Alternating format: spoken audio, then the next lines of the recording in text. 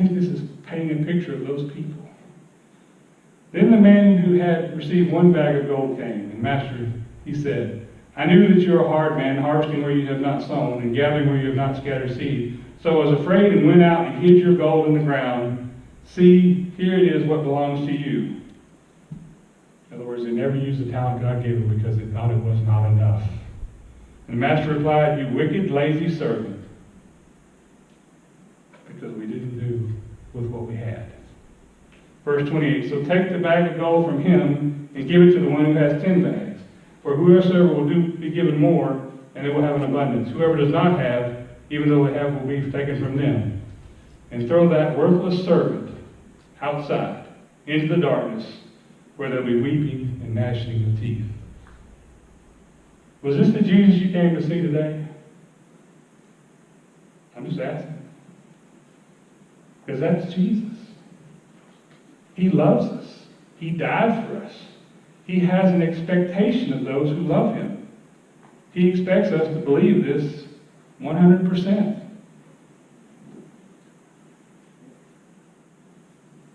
Verse 31, when the Son of Man comes in his glory and all the angels with him, he will sit on his glorious throne. All the nations be gathered before him, and he will separate the people one from another, as a shepherd separates the sheep from the goats. He will put the sheep on his right and the goats on the left. Then the king will say to those who are on his right, come, you are blessed by my Father. Take your inheritance, the kingdom prepared for you since the creation of the world. Jesus is the dividing line between heaven and hell.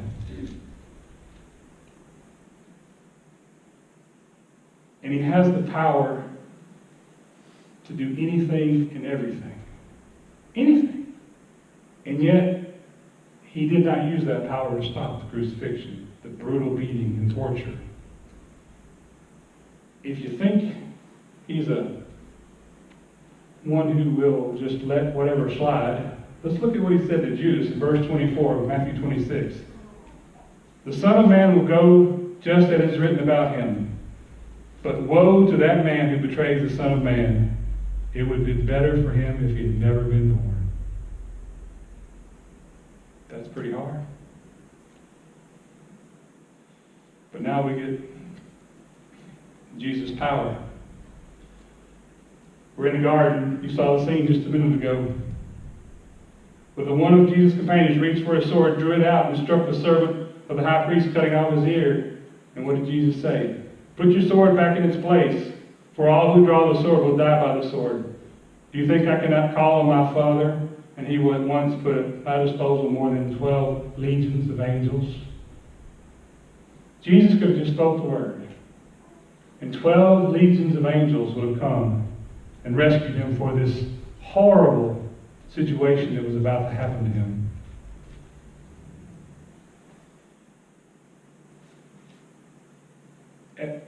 It's hard not to go back to the cross and share what happened, because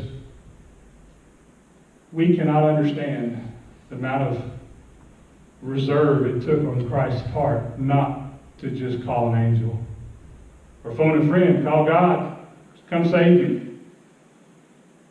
In Matthew 26:56, the high priest said to him, I charge you under oath by the living God, tell us if you are the Messiah, the Son of God. And he said, you have said so, Jesus.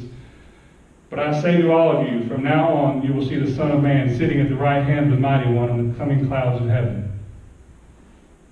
And the high priest tore his clothes and said, he has spoken blasphemy. Why do we need any more witnesses? Look now, you've heard the blasphemy. What do you think? He is worthy of death. And they answered, and they spit in his face. They struck him with their fists.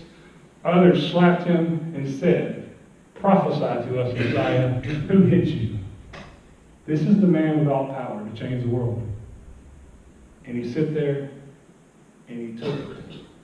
Who did he take it for? Every one of us here.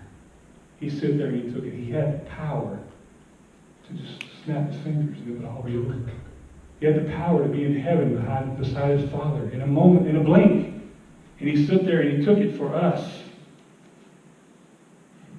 And it continues.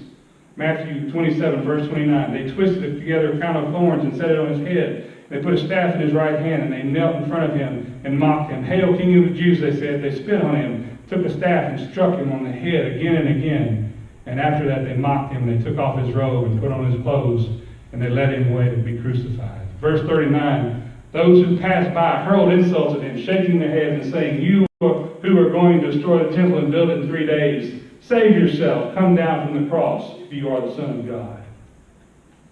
This is the most perfect man to ever walk the earth, having not a single sin.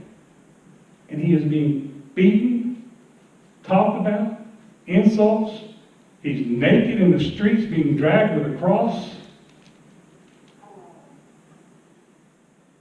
And yet, he only cared about us. That's my Jesus. That's my